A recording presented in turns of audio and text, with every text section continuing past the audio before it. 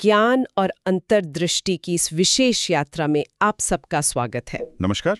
आज हम श्रीमद् भगवद गीता के एक बहुत ही निर्णायक मोड़ पर बात करेंगे। हाँ, एक ऐसा क्षण जहाँ विषाद और विवेक का मतलब दुख और ज्ञान का एक अद्भुत संगम होता है। बिल्कुल, हम बात कर रहे हैं अध्याय 2 श्लोक 10 की। जी, वो महत्वपूर्ण बिंदु जहाँ अर्जुन गहरे शोक में डूबे हैं और श्री कृष्ण अपनी प्रतिक्रिया देते हैं। और वो भी एक रहस्यमयी मुस्कान के साथ। हाँ, बिल्कुल।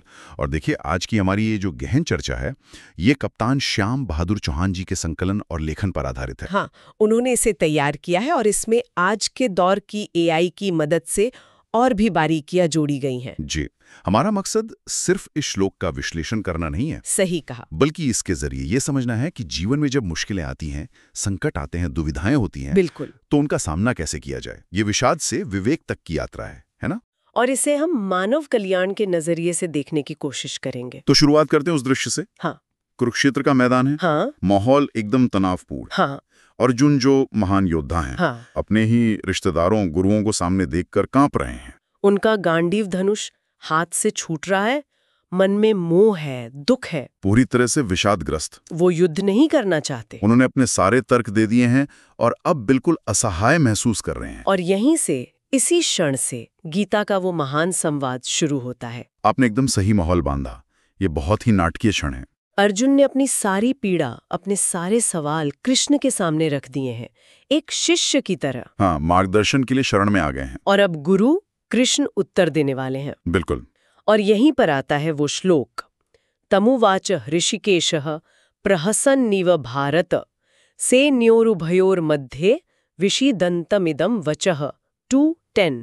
जी, इसका अगर सरल मतलब देखें तो ये है कि हे भरतवंशी, ये संजय धृतराष्ट्र को बता रहे हैं। हाँ, ये संवाद संजय सुना रहे हैं कि दोनों सेनाओं के बीच में शोक करते हुए उस अर्जुन से ऋषिकेश यानी श्री कृष्ण ने हाँ, मानो मुस्कुराते हुए, प्रहसनेव। हाँ, मानो मुस्कुराते हुए ये वचन कहे। और यहाँ ध्यान देने वाली बात यह है कि यहीं से, इसी क्षण से गीता का गहरा उपदेश शुरू होता है। अच्छा, मतलब अर्जुन के लंबे मोनोलॉग के बाद ये कृष्ण का पहला रिएक्शन है। बिल्कुल, उनके विषाद के बाद कृष्ण का पहला उत्तर, और वो शब्दों से पहले एक भाव है, प्रहसन इव, मानो मुस्कुराते हुए। हाँ, ये कोई ऐसी ही मुस्कान नहीं है, ये अपने आप में एक पूरा उपदेश है एक तरह से। यहीं पर बात बहुत दिलचस्प हो जाती है। हाँ, चलिए इसको थोड़ा खोलते हैं। हाँ, इस श्लोक में कुछ शब्द बहुत महत्वपूर्ण हैं, जैसे ऋषिकेशः, हाँ, यानी इंद्रियों के स्वामी श्री कृष्ण,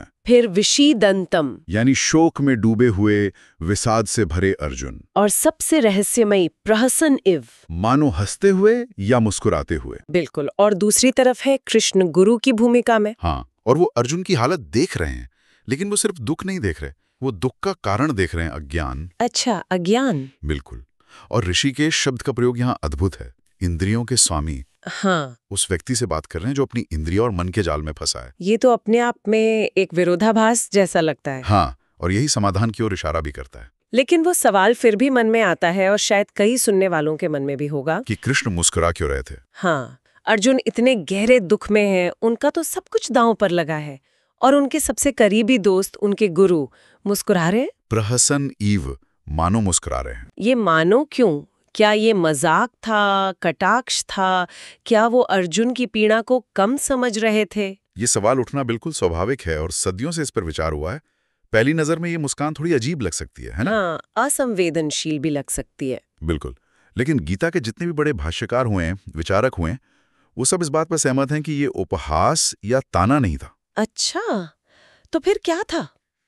ये बहुत गहरी समझ, करुणा, एक तरह का आश्वासन और आत्मविश्वास, इन सब से निकली हुई मुस्कान थी। उदाहरण दे सकते हैं? हाँ, सोचिए जैसे कोई बहुत काबिल डॉक्टर है, वो किसी मरीज को बहुत ज्यादा घबराया हुआ देखता है, हाँ, तो वो शायद हल्का सा मुस्कुरा दे। क्यों? इसलिए नहीं कि उसे मरीज के दर्द का मजाक उड़ाना है, बल्कि इसलिए कि वो जानता है कि इलाज संभव है। बिल्कुल। उसकी मुस्कान उस भरोसे का संकेत है कि चिंता मत करो, हल है। या जैसे एक पिता अपने बच्चे को गिरकर रोता देखता है, हाँ, और वो हल्की सी मुस्कान के साथ उसे उठाता है, ये जताने के लिए कि चोट ज्यादा नहीं है, तुम फिर कोशिश कर सकते हो। ये उस तरह की मुस्कान है। ये एक महत्वपूर्ण नजरिया है। तो अलग अलग विचारकों ने इसे कैसे देखा है? क्या सबकी व्याख्या एक जैसी है? नहीं नहीं, इसमें कई परतें हैं। जैसे आदि शंकराचार्य जी हैं, हाँ। वो इस मुस्कान को अर्जुन के अज्ञान से जोड़ते हैं। वो कहते हैं कि अर्जुन का जो दुख है वो असली ज्ञान की कमी से पैदा हुआ है। कैसे? अर्जुन शरीर के मरने को आत्मा का मरना समझ रहे हैं। वो रिश्तों के मोह में अपना असली कर्तव्य भूल रहे हैं। अच्छा। कृष्ण तो जानते हैं कि आत्मा अमर है, कर्म का रहस्य क्या है, तो वो अर्जुन की इस अज्ञान वाली मतलब बिना आधार की पीड़ा को देखकर मुस्कुराते हैं। तो ये एक तरह से जगाने वाली मुस्कान हुई। हाँ, जैसे कोई नींद से जगा रहा हो, यथार्थ का बोध कराने की शुरुआत। ये दिलचस्प है कि शंकराचार्य ने अज्ञान पर फोकस किया। क्या किसी ने इसे भावना या मनोविज्ञान के नजरिए से भी देखा? बिल्कुल देखा है। स्वामी विवेकानंद का दृष्टिकोण थोड़ा अलग है, पर उतना ही महत्वपूर्ण। वो क्या कहते हैं? वो इसे आत्मविश्वास और निर्भयता की मुस्कान कहते हैं। आत्मविश्वास की मुस्कान। हाँ, उनके अनुसार कृष्ण का ये जो शांत भाव है, ये दिखाता है कि जीवन की कितनी भी भयानक परिस्थितियां हो, कितना भी गहरा दुख हो, हाँ। उसके बीच भी अपनी अंदरूनी शांति, अपना आत्मबल बनाए रखना मुमकिन है और जरूरी भी है। मतलब संकट में घबराना नहीं, शांत रहना। बिल्कुल, ये मुस्कान संकट का सामना करने की पहली शर्त है। धैर्य और संतुलन, यहाँ बात बहुत दिलचस्प हो जाती है कि बाहरी उथल पुथल के बीच भी अंदर शांत कैसे रहा जाए। हाँ, ये सिर्फ कोई दर्शन की बात नहीं, ये एक मनोवैज्ञानिक शक्ति है। ये विचार तो सच में शक्ति देता है। और कोई खास व्याख्या? हाँ, कई हैं। जैसे संत ज्ञानेश्वर ने अपनी ज्ञानेश्वरी में इसका बहुत ही काव्यात्मक वर्णन किया है। ओ, ज्ञानेश्वरी। हाँ। सूरज की पहली किरण घने अंधेरे को चीर देती है। वाह। ये मुस्कान आने वाले ज्ञान के सूरज का पहला संकेत है, गीता के उपदेश की शुरुआत। मतलब ये अज्ञान के बादलों को हटाने का इशारा है। बिल्कुल।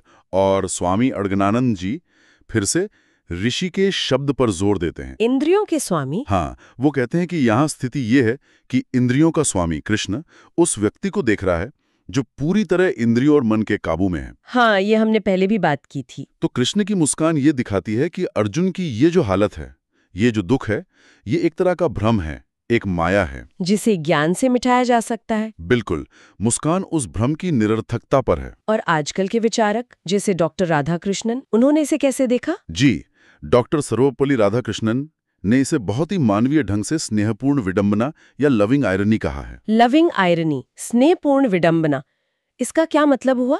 मतलब ये एक गहरे दोस्त और गुरु का प्यार भरा भाव है। कृष्ण अर्जुन का दर्द समझते हैं, उनकी भावनाओं को महसूस करते हैं। हाँ। लेकिन वो ये भी जानते हैं कि ये दर्द असली सत्य नहीं है, ये मोह और अज्ञान से उपजा है। तो मुस्कान में डांट नहीं, प्यार है। बिल्कुल, एक तरह का स्नेह भरा भरोसा है कि चिंता मत करो, मैं तुम्हें इससे बाहर निकाल लूंगा। विडंबना इसलिए है क्योंकि अर्जुन जिसे सबसे बड़ी मुसीबत समझ रहे हैं, कृष्ण उसे एक पार करने लायक बाधा की तरह देख रहे हैं। तो अगर हम इन सबको एक साथ रखें, शंकराचार्य का अज्ञान, विवेकानंद का आत्मविश्वास, ज्ञानेश्वर का ज्ञान का प्रकाश, अड़गनानंद का भ्रम का खंडन, राधा कृष्णन की स्नेहपूर्ण विडंबना, हाँ, तो ये साफ है कि कृष्ण की ये मानो मुस्कान कोई हल्की बात नहीं थी, मजाक तो बिल्कुल नहीं था। नहीं, बिल्कुल नहीं। बल्कि ये एक गहरा नजरिया, अटूट आत्मविश्वास, प्यार भरी करुणा, ज्ञान की रोशनी। और अर्जुन की समस्या की जड़ यानी अज्ञान और मोह उसकी गहरी समझ का प्रतीक है। ये सिर्फ अर्जुन के बाहरी लक्षण यानी दुख पर प्रतिक्रिया नहीं है। नहीं, ये समाधान की तरफ पहला कदम है, मौन लेकिन बहुत शक्तिशाली। ये स्थिति की गंभीरता को समझते हुए भी उसके हल होने के विश्वास को दिखाता है। तो हमने इस मुस्कान के पीछे के गहरे दार्शनिक और मनोवैज्ञानिक अर्थों को समझा। ये बहुत अद्भुत है। हाँ, है तो। पर ज्ञान की असली परीक्षा तो उसे जीवन में उतारने में है ना? बिल्कुल सही कहा। आज की जो हमारी जिंदगी है, भागदौड़ भरी। हाँ, हर मोड़ पर एक नया कुरुक्षेत्र मिलता है। कभी करियर का, कभी रिश्तों का, कभी सेहत का, कभी अंदरूनी संघर्ष। हाँ, ये सच है। तो जब हम खुद को अर्जुन जैसा पाते हैं, हताश, निराश, दिशाहीन, तब हम इस प्रहसन एव वाले भाव को, इस मुस्कान के पीछे के सिद्धांत को कैसे जी सकते हैं? यहीं पर आकर्षक बात यह है कि गीता का ये संदेश समय से परे है, आज भी उतना ही जरूरी है, शायद पहले से भी ज्यादा। कैसे? जैसे मानसिक स्वास्थ्य को लें। बिल्कुल। आजकल तनाव, चिंता, डिप्रेशन, अकेलापन, ये सब कितना बढ़ गया है। हाँ, बहुत ज्यादा। जब हम ऐसी मानसिक हालत से गुजरते हैं तो अक्सर हमें अर्जुन जैसा ही लगता है कि सब खत्म हो गया, कोई रास्ता नहीं है, हम भावनाओं के जाल में फंस गए। बिल्कुल। कृष्ण की ये प्रहसन एव वाली प्रतिक्रिया हमें सिखाती है कि हमें अपने अंदर एक आंतरिक कृष्ण जगाना होगा। आंतरिक कृष्ण मतलब अपना विवेक, अपना आत्मविश्वास, अपना साक्षी भाव, एक अंदरूनी आवाज जो हमें याद दिलाए कि स्थिति को सिर्फ भावनाओं की नजर से मत देखो, उसे बड़े परिप्रेक्ष्य में रखो। हाँ, आपने पहले भी कहा था कि अक्सर हमारी प्रतिक्रिया समस्या से बड़ी हो जाती है। बिल्कुल। कृष्ण की मुस्कान हमें अपनी प्रतिक्रियाओं पर सवाल करने और उन्हें संभालने की प्रेरणा देती है। ये सिखाती है कि हमारी अंदरूनी हालत बाहरी परिस्थितियों की गुलाम नहीं होनी चाहिए। ये बहुत बहुत महत्वपूर्ण बात है। हम अक्सर बाहरी चीजों पर ही ध्यान देते रहते हैं, ये भूल जाते हैं कि हम अपनी अंदरूनी प्रतिक्रिया बदल सकते हैं। सही कहा। और यही बात समाज पर भी लागू होती है। सामाजिक परिस्थितियों पर कैसे? जब समाज में कोई बड़ा संकट आता है, मान लीजिए कोई आपदा, महामारी या आर्थिक मंदी, हाँ, तो एक डर का माहौल बन जाता है। लोग घबरा जाते हैं, अफवाहें फैलती हैं, सही गलत का फर्क मिटने लगता है। हाँ, देखा है हमने ऐसा होते हुए। ऐसे समय में समाज को ऐसे नेतृत्व की जरूरत होती है जो शांत हो, स्थिर हो, विवेक से काम ले। जो घबराहट न फैलाए। बिल्कुल। जो कृष्ण की तरह एक भरोसे वाला, समाधान की तरफ देखने वाला नजरिया अपनाए। मानो मुस्कुराते हुए ये विश्वास दिलाए कि हाँ, मुश्किल है, पर हम मिलकर इससे निकल सकते हैं। ये प्रहसन ईव भाव लीडरशिप का गुण बन जाता है। और अगर इसे और व्यक्तिगत या आध्यात्मिक स्तर पर देखें? आध्यात्मिक रास्ते में भी मोह और विषाद, मतलब लगाव और निराशा, ये बहुत बड़ी बाधाएं हैं। हाँ, ये तो माना जाता है। हम अक्सर अपनी इच्छाओं में, अपनी नाकामियों में, अपने रिश्तों में इतने उलझ जाते हैं कि हम अपना असली स्वरूप, जीवन का बड़ा मकसद भूल जाते हैं। सही बात है। कृष्ण की ये प्रतिक्रिया याद दिलाती है कि हमारा सच्चा स्वरूप इन आती जाती भावनाओं और हालात से कहीं बड़ा है।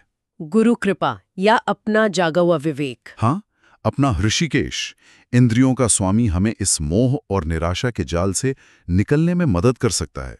ये याद दिलाता है कि हमारे अंदर वो ताकत है जिससे हम अपनी इंद्रियों और मन को काबू कर सकते हैं।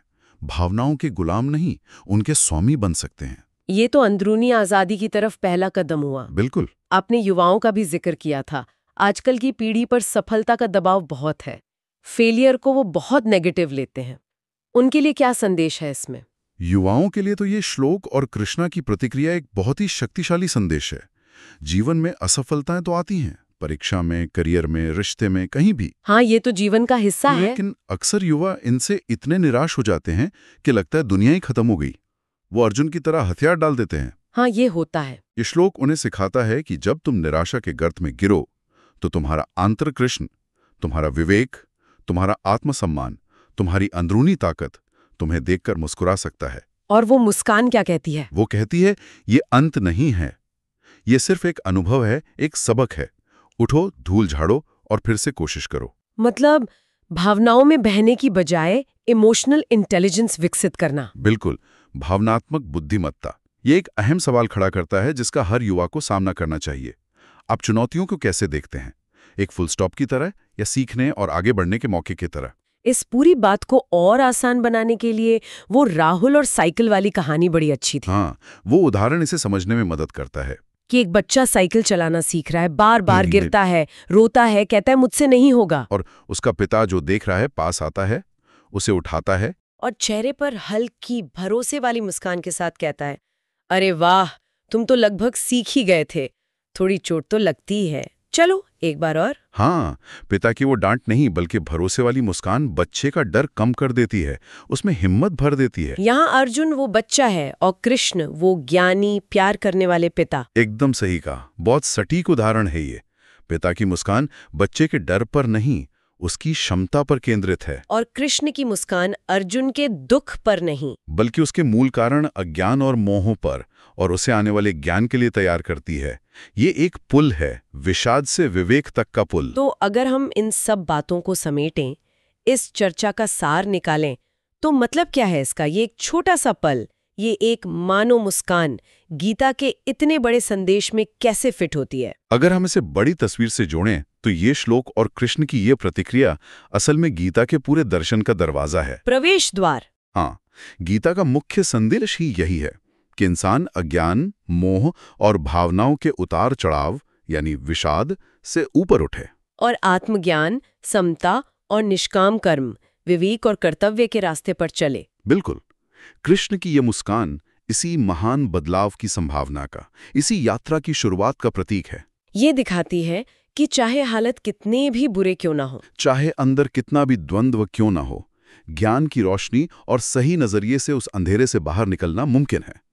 ये उम्मीद की मुस्कान है, संभावना की मुस्कान है, अंदरूनी ताकत की मुस्कान है। इसका मतलब ये हुआ कि ये संदेश सिर्फ कुरुक्षेत्र में अर्जुन के लिए नहीं था। नहीं, बिल्कुल नहीं। ये हर उस इंसान के लिए है जो कभी ना कभी अपनी जिंदगी में मोह, दुविधा, डर या दुख महसूस करता है। यानी हम सब के लिए। निश्चित रूप से हर समय और हर इंसान के लिए प्रासंगिक है ये। ये हमें सिखाता है कि हम हालात के गुलाम नहीं हैं, बल्कि हम अपनी प्रतिक्रियाओं के मालिक बन सकते हैं। हाँ, जब हम अपनी भावनाओं को समझते हैं, अपने विचारों को देखते हैं और उन पर विवेक से नियंत्रण पाते हैं, तब हम बाहरी दुनिया की चुनौतियों का सामना ज्यादा शांति, स्थिरता और असरदार तरीके से कर पाते हैं। और आखिर में यही तो मानव कल्याण का आधार है। बिल्कुल। अपने अंदर शांति और स्पष्टता पाना, अपने कर्तव्य निभाना और एक सार्थक जीवन जीना। कृष्ण की मुस्कान हमें इसी अंदरूनी आजादी और कल्याण का रास्ता दिखाती है। तो आज की इस गहन चर्चा से हमने जो मुख्य बात सीखी वो ये है कि जीवन के सबसे मुश्किल पलों में जब मन दुख, मोह या डर से भर जाए तो पहली प्रतिक्रिया घबराहट या भागना नहीं होनी चाहिए। सही। बल्कि जरूरत है अपने अंदर झांकने की, शांति, धैर्य, सही नजरिया और आत्मविश्वास यानी विवेक को जगाने की। हाँ। कृष्ण की वो रहस्यमयी मानो मुस्कान इसी अंदरूनी विवेक, स्थिरता और आत्मविश्वास का एक बहुत सुंदर प्रतीक है। आपने एकदम सही सार निकाला। घबराहट तो खुद एक समस्या है, समाधान नहीं। हाँ, समाधान है शांत होने में, स्थिति को सही ढंग से समझने में और अपने अंदर के ऋषिकेश यानी अपनी इंद्रियों और मन पर काबू पाने की शक्ति को जगाने में। जब हम ऐसा कर पाते हैं तो बड़ी से बड़ी मुश्किलें भी हमें हिला नहीं पाती और हम उनका सामना ज्यादा हिम्मत, समझदारी और शांति से कर पाते हैं। और ज्ञान की ये अद्भुत वर्षा, ये गहरा विश्लेषण संभव हो पाया कप्तान श्याम बहादुर चौहान जी के सूक्ष्म संकलन और लेखन की वजह से। हम उनके आभारी हैं। जी बिल्कुल। और अंत में मैं सुनने वालों के मन में एक विचार छोड़ना चाहूंगा। जरूर। शायद जीवन का सबसे बड़ा युद्ध क्षेत्र बाहर नहीं, हमारे अपने मन के अंदर ही चलता रहता है। हाँ, ये सच है। हम रोज अपनी अंदरूनी दुविधाओं, डरों, इच्छाओं और बाहरी चुनौतियों से लड़ते हैं। सवाल यह है कि इस अंदरूनी कुरुक्षेत्र में हम अपने अंदर उस ज्ञान भरी मुस्कान को, उस प्रहसनी वाले साक्षी भाव को कैसे जगा सकते हैं। सोचने वाली बात है। आज हम ऐसा कौन सा एक छोटा सा कदम उठा सकते हैं जिससे हम अपने जीवन की किसी एक मुश्किल स्थिति पर थोड़ी ज्यादा शांति, थोड़े कम दुख और थोड़ी ज्यादा समझ के साथ प्रतिक्रिया दे सकें। इस पर विचार जरूर करना चाहिए। बिल्कुल।